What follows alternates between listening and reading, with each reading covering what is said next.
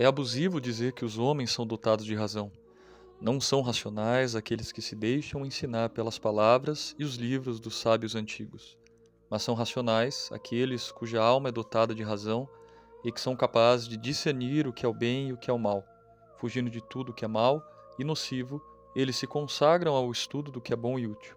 São eles e somente eles que podemos chamar verdadeiramente de homens dotados de razão. O homem dotado de razão, na verdade, não tem senão uma coisa no coração: obedecer e agradar ao Deus do universo, e conforme sua alma, com a única preocupação de lhe ser agradável, dando-lhe graças pela realidade e a força de sua providência, por meio do qual ele dirige todas as coisas, seja o que for que lhe aconteça durante a vida.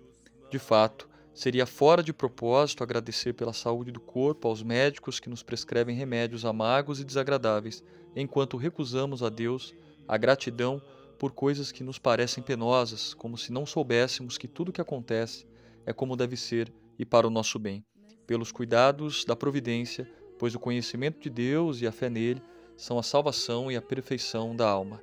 A temperança, a resignação, a castidade, a perseverança, a paciência e similares são as correspondentes potências virtuosas consideráveis que recebemos de Deus para resistir às dificuldades do momento, fazer-lhes frente e nos socorrer.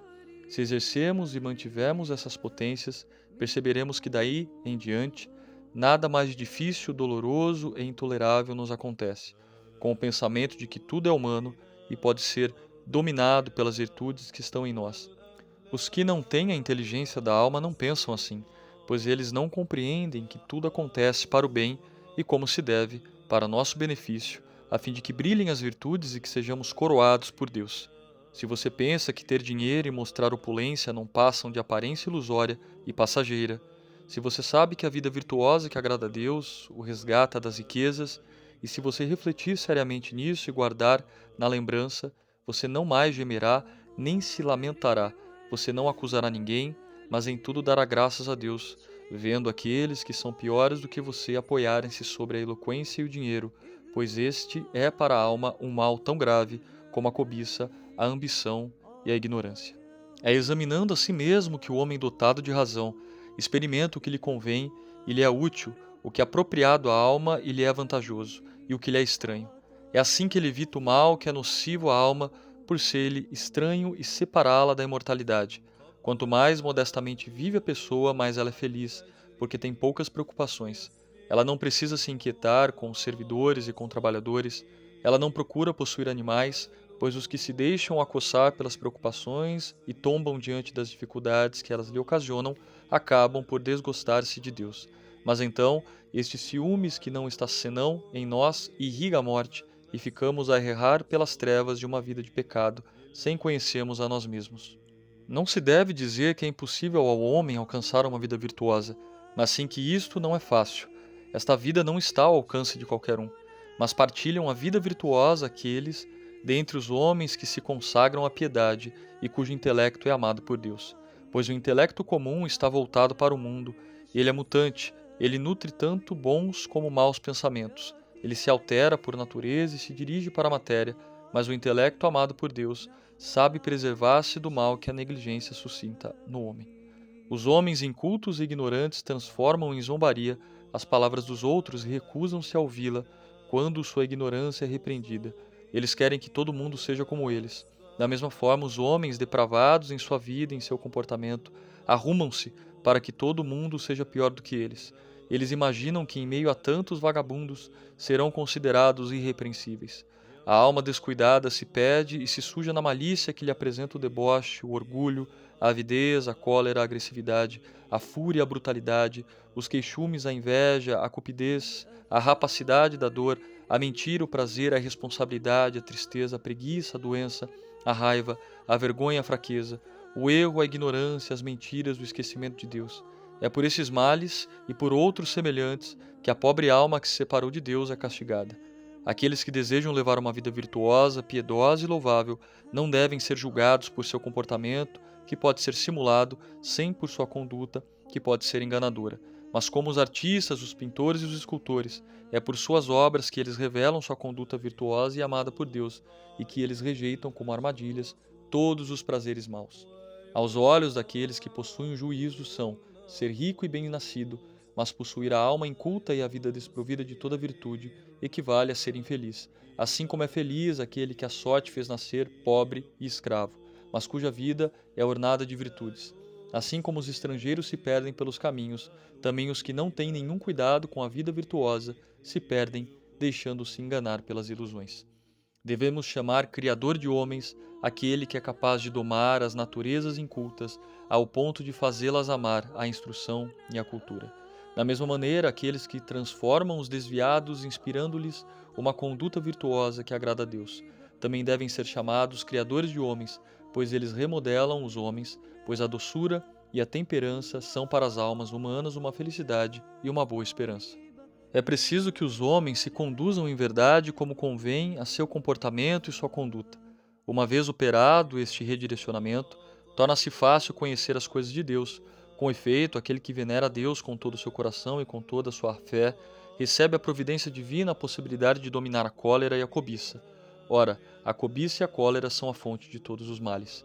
Que leve o nome de homem aquele que é dotado de razão, aquele que aceita se corrigir. Quem não se corrige é chamado indigno do nome de homem, e isto é próprio dos seres inumanos. Devemos fugir destes, pois é impossível aqueles que vivem no mal serem contados entre os imortais. Se verdadeiramente a razão nos acompanha, ela nos torna dignos de sermos chamados de homens, mas se abandonamos a razão, é apenas pela conformação dos membros e pela voz que diferimos dos animais sem razão. Que o homem inteligente reconheça, assim que ele próprio é imortal, e ele terá aversão por toda a cobiça desgraçada que é causada da morte para os homens. Cada uma das artes, organizando a matéria que lhe é provida, revela sua virtude. Um trabalha a madeira, outro bronze, outro ouro e a prata. Do mesmo modo, nós que ouvimos falar da conduta feliz e virtuosa que agrada a Deus, devemos mostrar em verdade que somos homens dotados de razão por nossa alma, e não apenas pela conformação do corpo. Ora, a alma que é verdadeiramente dotada de razão e amada por Deus, conhece no campo todas as coisas da vida. Ela ora a Deus com todo o seu amor e lhe rende graças na verdade, dirigindo a ele todo o seu desejo e todos os seus pensamentos. Assim como os pilotos têm um vigia para dirigir o navio e não atirá-lo contra algum banco submarino ou um rochedo, também os que aspiram à vida virtuosa devem examinar cuidadosamente o que fazer e o que evitar, que eles considerem que seu bem está nas verdadeiras leis, as leis divinas, cortando pela raiz a ambição prejudicial da alma. Assim como os pilotos e condutores de carros, a força de atenção e cuidado chegam aonde querem, também os que cultivam a vida reta e virtuosa devem ter o cuidado de levar uma vida que convém e agrade a Deus, pois aquele que quer e que compreende que pode se acreditar, toma o caminho da imortalidade. Considere que são livres, não os que a sorte fez livres, mas os que o são por sua vida e seu comportamento, pois não devemos chamar livres de verdade os príncipes que vivem no mal e no deboche.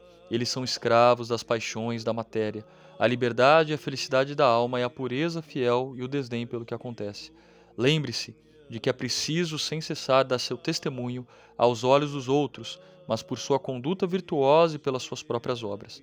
É assim, não pelas palavras, mas pelos atos, que os doentes descobrem e reconhecem em seus médicos os benfeitores e salvadores. A marca da alma dotada de razão e virtuosa está no olhar, no caminhar, na voz, no riso, nas ocupações e nas conversas, pois tudo se transforma e se readapta para se tornar mais nobre. O intelecto, amado por Deus, guarda suas portas, vigilante e sóbria, interditando a entrada à infâmia dos maus pensamentos. Reflita você mesmo e reconheça que os magistrados e as autoridades têm poder somente sobre os corpos, mas não sobre as almas.